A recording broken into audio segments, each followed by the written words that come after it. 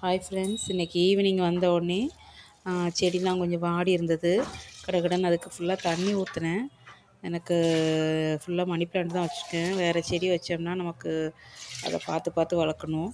So ஒவ்வொரு இதுலேயுமே எல்லாத்துலேயும் மணி பிளான்ட் தான் வச்சுட்ருக்குறேன். ஸோ நல்லா தொளிச்சு விட்டாச்சு.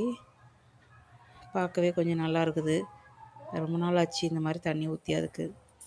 அதுக்கப்புறம் பார்த்திங்கன்னா ஃபுல்லாக முத்தம் தொளிச்சிட்டு படி எல்லாத்தையும் கழுவி விட்டுட்டு, அப்புறம் காஞ்சி துணியை பார்த்தேன். துணியெல்லாம் காஞ்சிருந்துச்சி. இந்த இது நான் மீஷோவில் வாங்கினேன்னு சொல்லி ஒரு தடவை நான் போட்டிருந்தேன். இதுவும் மீஷோவில் தான் வாங்கினேன், குருவிக்கூடு. ஆனால் குருவி எதுவுமே வரமாட்டேங்குது. அப்புறம் பார்த்திங்கன்னா வீட்டில் சாப்பாடு வச்சுருந்தேன். இது பழைய சாதம். அதை கொஞ்சம் தண்ணி ஊற்றி கொஞ்சம் வடித்து விட்டுட்டோம்னா நைட்டு சாப்பிட்டுக்கலாம். இன்றைக்கி சாம்பார், முருங்கைக்காய் போடாத சாம்பார் தான் ஏதோ இருந்தது. அப்புறம் வேறு வழி இல்லை இல்லையா, முருங்கைக்காய் கிடைக்க மாட்டேங்குது. கிச்சன்லாம் பார்க்கும்போதே அப்படி கோவமாக வருது. எல்லா வேலையும் உட்காந்து பார்க்கணுமே அப்படின்னு சொல்லிட்டு இதுக்கு நடுவில் பாப்பாவுக்கு கொஞ்சம் தலையெழுத்து விட்டேன். ஸோ அவளுக்கு தலையெழுத்து விட்டுட்டேன் அப்படின்னா அந்த வேலை முடிஞ்சிடும். ஸோ அவளுக்கு ஃபுல்லாக 2 ஜடை போட்டுவிட்டு ப்ரிப்பன் வச்சு தான் கட்டி விடுவேன்.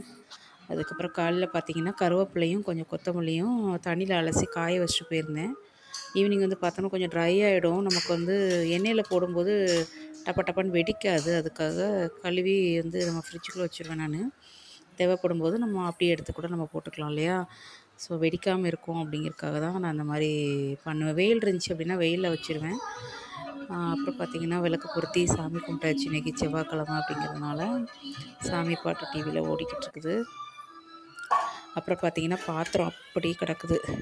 அவ்வளோ பாத்திரத்தையும் தேய்ச்சி எடுக்கணும். கடகடன்னு தேய்ச்சிக்கிட்டு இருக்கிறேன். அவ்வளோத்தையும் 1 மணி நேரமாவது கண்டிப்பாக எனக்கு வேணும். ஆனால் பால் வேறு சிந்திருச்சு பார்த்துக்கோங்க. ஸோ அதெல்லாத்தையும் துடைச்சிட்டு அந்த அடுப்புக்கிட்ட போய் எல்லாத்தையும் கழுவி எடுக்கணும் இல்லையா. ஸோ மறந்து போய் வச்சுட்டு போயிட்டேன், பால் சிந்திருச்சு. ஸோ அதெல்லாத்தையும் கழுவிட்டு அப்புறம் ஃபுல்லாக கிச்சனை க்ளீன் பண்ணினேன். இப்போ தான் கொஞ்சம் திருப்தியாக இருக்குது.